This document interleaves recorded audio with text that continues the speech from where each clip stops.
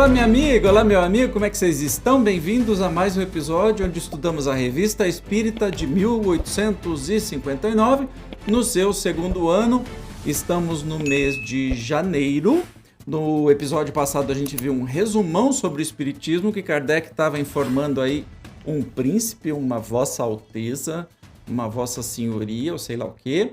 Hoje nós vamos estudar o texto do Sr. Adrien, médium vidente. É o segundo artigo, a gente já estudou no ano passado. O ano passado da revista, né? Não o ano passado. Você entendeu? Enfim, vamos para o texto de hoje. Desde a publicação de nosso artigo sobre o Sr. Adrien, médium vidente, grande número de fatos nos têm sido comunicados, confirmando nossa opinião de que essa faculdade, assim como as demais faculdades mediúnicas, é mais comum do que se pensa. Nós já tínhamos observado numa porção de casos particulares e, sobretudo, no estado sonambúlico. O fenômeno das aparições é hoje um fato comprovado, e podemos dizer, frequente, sem falar dos numerosos exemplos oferecidos pela história profana e as escrituras sagradas. Muitas das que nos foram relatadas ocorreram pessoalmente com aqueles que nos informaram, mas, quase sempre, esses fatos são fortuitos e acidentais. Ainda não tínhamos visto alguém em que tal faculdade fosse, de algum modo, o estado normal. No Sr. Adrien, ela é permanente, onde quer que esteja, a população oculta, se pulula à nossa volta, lhe é visível, sem que ele a chame. Para nós, ele representa o papel de um vidente em meio a uma população de cegos. Vê esses seres, que poderíamos chamar de duplicata do gênero humano, indo e vindo, misturando-se em nossas ações e, se podemos assim nos exprimir, ocupados em seus negócios. Só lembrando, teve a observação aí, não sei se você viu, que o primeiro artigo foi no mês de dezembro, portanto é bem recente aí dos últimos episódios que a gente estudou da Revista Espírita, tá bom? Você não liga quando eu fico olhando para o lado, eu fico olhando para lá e para cá, que eu fico fazendo a seleção do que vai ser lido pelo leitor do computador, tá bom? Vamos continuar. Dirão os incrédulos que é uma alucinação, palavra sacramental pela qual pretendem explicar o que não compreendem. Bem que gostaríamos que nos definissem o que é uma alucinação, e especialmente, sua causa. Todavia, no Sr. Adrien ela tem um caráter bastante insólito, o da permanência. Até agora, o que se tem convencionado chamar de alucinação é um fato anormal, e quase sempre consequência de um estado patológico, o que absolutamente aqui não é o caso. Para nós, que estudamos essa faculdade, que a observamos todos os dias em seus mínimos detalhes, chegamos mesmo a constatar-lhe a realidade. Para nós ela não é objeto de nenhuma dúvida e, como veremos, auxiliou-nos notavelmente em nossos estudos espíritas. Ela nos permitiu utilizar o escalpelo da investigação na vida extracorpórea, é um archote na escuridão. O Sr. Home, dotado de extraordinária faculdade como médium de efeitos físicos, produziu efeitos surpreendentes. O Sr. Adrien nos inicia na causa desses efeitos, porque os vê produzir-se, indo muito além daquilo que impressiona os nossos sentidos. A realidade da visão do Sr. Adrien é provada pelo retrato que faz de pessoas que jamais viu, cuja descrição é reconhecida como exata. Certamente quando ele descreve, com rigorosa minúcia, os mínimos detalhes de um parente ou de um amigo, evocados por seu intermédio, temos certeza de que ele vê, porquanto não pode tomar a coisa como produto da imaginação. Entretanto, há pessoas que a prevenção as leva a rejeitar até mesmo a evidência. E o que é mais bizarro, para refutar o que não querem admitir, explicam-no por causas ainda mais difíceis que as que lhes são fornecidas. Os retratos do Sr. Adrien, todavia, nem sempre são infalíveis. Nisso, como em toda ciência, quando se apresenta uma anomalia, é necessário procurar-lhe a causa, considerando-se que a causa de uma exceção frequentemente confirma a regra geral. Para compreender o fato, não se deve perder de vista o que a esse respeito já dissemos sobre a forma aparente dos espíritos. Essa forma... Nossa senhora, eu engasguei aqui porque eu fui passar um trenzinho. Era para funcionar. Isso daqui é mel e própolis. Aí, em vez de funcionar, me deu esse negócio. Mas vamos continuar aqui. Essa forma depende do perispírito, cuja natureza é essencialmente flexível, presta-se a todas as modificações que lhe queira dar o espírito.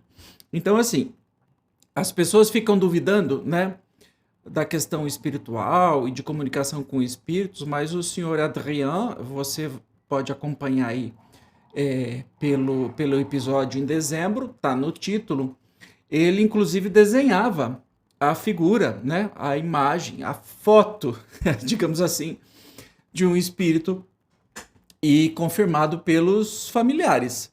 Então, assim, vamos combinar que não tem nenhuma coisa diferente aí, anormal, ou de delírio, ou de imaginação fértil quando acontece. Você imagina que você vai num lugar em que o médium desenha a sua mãe que já faleceu há 20 anos atrás. Ele nunca conheceu, nunca viu foto nem nada. Não estou falando dessas mensagens consoladoras de hoje em dia, que a grande maioria é tudo fraude, porque a pessoa vai no Facebook, vai no Instagram, fica vendo as postagens, pede nome, telefone, endereço, rede social, diabo 4, e depois vai lá, vê foto, depois inventa que está vendo aquele espírito. Não. Nós estamos falando de uma coisa que aconteceu lá em 1859, né? Então, não tinha possibilidade de fraude. Kardec era muito consciencioso e muito rígido a esse respeito. Mas continuando. Deixando o envoltório material, o espírito leva consigo o seu invólucro etéreo, que constitui outra espécie de corpo. Em seu estado normal, esse corpo tem a forma humana, mas não calcada traço a traço sobre o que deixou, especialmente quando o abandonou há algum tempo. Nos primeiros instantes que se seguem à morte, e enquanto ainda existe um laço entre as duas existências, maior é a semelhança, essa similitude, porém, apaga-se à medida que se opera o desprendimento.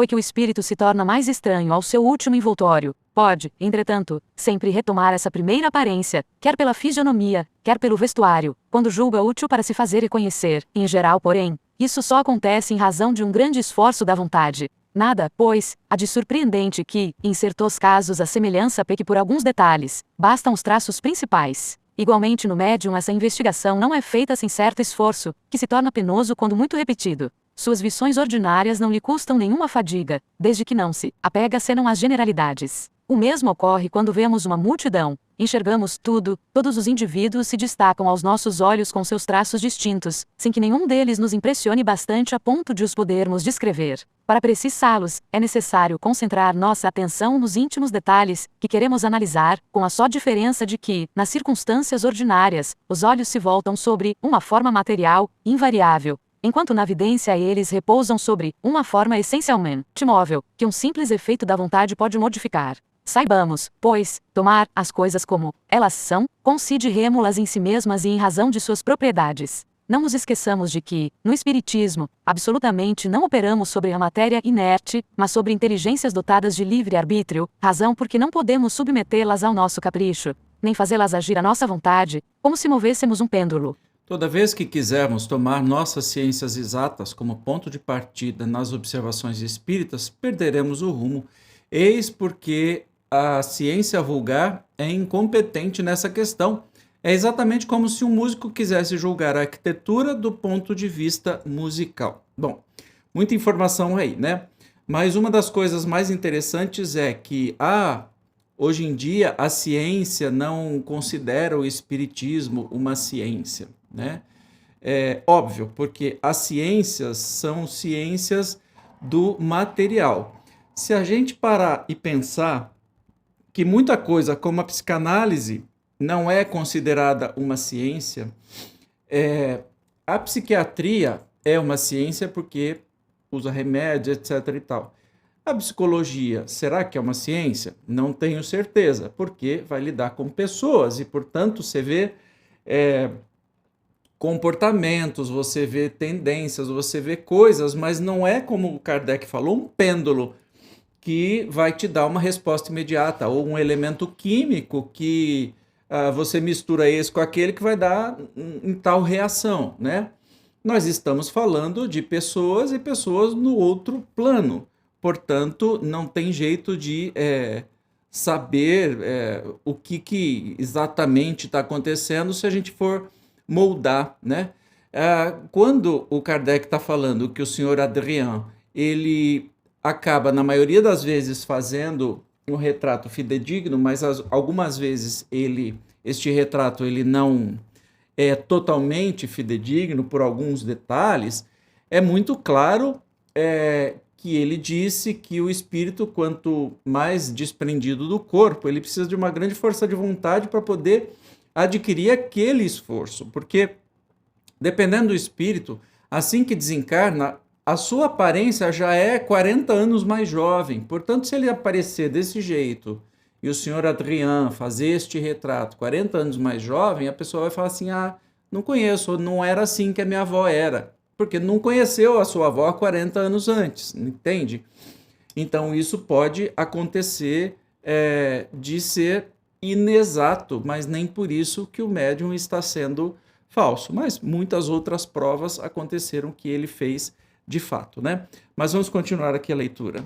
O Espiritismo nos revela uma nova ordem de ideias, de novas forças, de novos elementos, revela-nos fenômenos que não se baseiam em nada do que conhecemos. Saibamos, pois, para julgá-los, despojar-nos dos preconceitos e de toda ideia preconcebida, compenetremo-nos sobretudo desta verdade. Fora daquilo que conhecemos pode existir outra coisa, a não ser que queiramos cair nesse erro absurdo, fruto do orgulho, de que Deus não tenha mais segredos para nós. De acordo com isso, compreende-se que delicadas influências podem agir na produção dos fenômenos espíritas, mas há outras que merecem uma atenção não menos séria. Despojado do corpo terreno, o espírito conserva toda a sua vontade e uma liberdade de pensar bem maior, que quando vivo, tem suscetibilidades que dificilmente compreendemos. Aquilo que muitas vezes nos parece simples e natural o magoa, e lhe desagrada, uma pergunta imprópria o choca, e o fere. Além disso, eles nos mostram a sua independência deixando de fazer o que queremos, ao passo que, por si mesmos, vez por outra fazem aquilo que nem teríamos pensado em lhes pedir. É por essa razão que os pedidos de provas e de curiosidade são essencialmente antipáticos aos espíritos, que a eles raramente respondem de maneira satisfatória. Sobretudo os espíritos sérios jamais se prestam a isso, e de modo algum querem servir de divertimento. Concebe-se, pois, que a intenção pode influir bastante sobre a sua boa vontade de se apresentar aos olhos de um médium vidente, sob tal ou qual aparência, e definitivamente, como eles não assumem uma determinada aparência senão quando assim lhes convém, só o fazem quando para isso existe um motivo sério e útil. Há outra razão que, de certo modo, se liga ao que poderíamos chamar de fisiologia espírita. A visão do espírito pelo médium faz-se por uma espécie de irradiação fluídica que parte do primeiro e se dirige ao segundo. O médium, por assim dizer, absorve os raios e os assimila. Se estiver sozinho ou cercado apenas de pessoas simpáticas, unidas pela intenção e pelo pensamento, aqueles raios se concentram sobre ele. Então a visão é clara, precisa, e é em tais circunstâncias que os retratos quase sempre são de uma exatidão notável. Entende que é um pouco difícil, porque assim, começando sobre a questão, né, que a gente falou, os espíritos bons não querem não querem ser submetidos a perguntas o tempo todo, né? Ah, você tinha isso, eu vou fazer aquilo, não sei o quê. Até mesmo porque espírito bom não está muito preocupado em ser divertimento, como Kardec próprio disse, né? E também depende, tem outro fator mais complicado ainda, é que dependendo de quem está no ambiente que está acontecendo esta sessão mediúnica, a energia, a curiosidade, a xeretice, a intenção dessas pessoas pode influenciar na captação do médium vidente, né? Como ele enxerga, ou a captação das coisas. Então, assim, são muitas variáveis. Entende que não é tão simples quanto misturar dois elementos químicos? São muitas variáveis que ocorrem para que aconteça uma coisa exata. Então, não dá, Kardec já disse, não dá para estudar o mundo espiritual como a nossa ciência estuda o mundo material. Não dá, não vai ser possível. Continuando.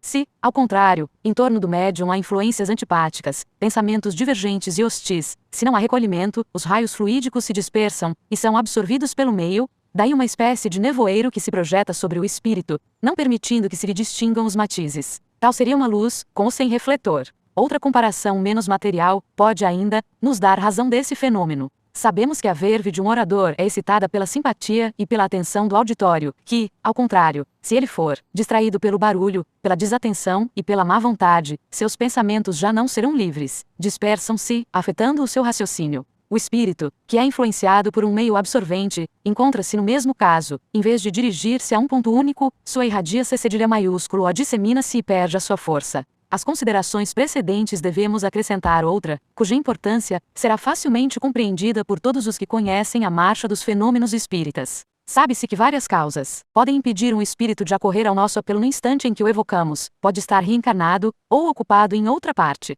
Ora, entre os espíritos que se apresentam quase sempre simultaneamente, deve o médium distinguir aquele que solicitamos e, caso aí não esteja, pode tomá-lo por outro espírito, igualmente simpático, a pessoa que evoca. Descreve o espírito que vê, mas nem sempre pode garantir se trata dessa ou daquela entidade. Se, entretanto, o espírito que se apresenta é sério, não se enganará quanto à sua identidade. Se o enterro ganha respeito, poderá explicar a razão do equívoco e dizer quem ele é. Um meio pouco propício será também prejudicial, mas por outra razão. Cada indivíduo tem, por acólitos, 3 espíritos, que simpatizam com os seus defeitos e com suas qualidades. Tais espíritos são bons ou maus, conforme os indivíduos. Quanto maior for o número de pessoas reunidas, maior será a variedade de espíritos e maiores as possibilidades de encontrar antipatias.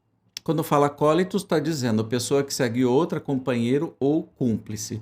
Se, pois, numa reunião há pessoas hostis, seja por pensamentos difamantes, seja pela leviandade de caráter, seja ainda por uma incredulidade sistemática, por isso mesmo atrairão espíritos pouco benevolentes que com frequência entravam às manifestações de toda a natureza, tanto escritas quanto visuais. Daí a necessidade de nos colocarmos nas mais favoráveis condições se quisermos obter manifestações sérias. Quem quer o fim, quer os meios. As manifestações espíritas não são coisas com as quais possamos brincar impunemente. Sede sérios, na mais rigorosa acepção da palavra, se quiserdes coisas sérias. De outro modo, sereis joguetes dos espíritos levianos que se divertirão à vossa custa. Então, com o caso do senhor Adrien, a gente teve uma lição aqui sobre as comunicações. Se a gente quer algo sério, a gente tem que fazer por merecer e ter muitos cuidados, inclusive das intenções, o que vai dentro da nossa cabeça.